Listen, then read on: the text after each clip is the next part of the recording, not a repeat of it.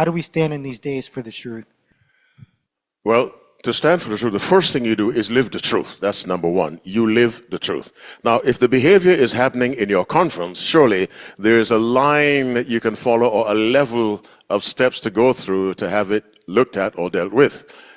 I do not propose openly criticizing people unless it's absolutely necessary, because people can change. So if you think, let's say, your church is doing something crazy, then you can talk to the pastor.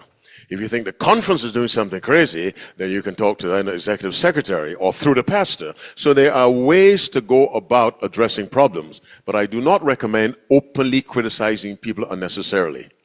I don't recommend that at all. I've seen some things online and I shook my head and I just prayed. Sometimes all you can do is pray. I have this policy I apply to myself.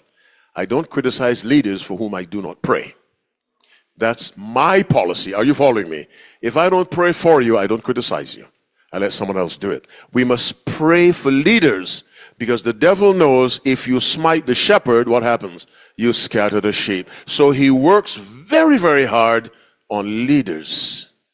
When they topple, then the rest is piece of cake. And so you pray, you go through the right channels, try to address the problem. Make sure it is a problem. And make sure it is not just you disagreeing with something you personally don't like. You must be able to say this is contrary to God's word or the counsel of Ellen White. But the church will get worse and worse. The church will become more and more like the world. In 1 Samuel chapter 8, the Israelites told Samuel, we want to be like other nations. We want a king. Samuel said, why? They said, we want to be like other nations. Directly. And God said, they're not opposing you, they're opposing me. Let them have what they want.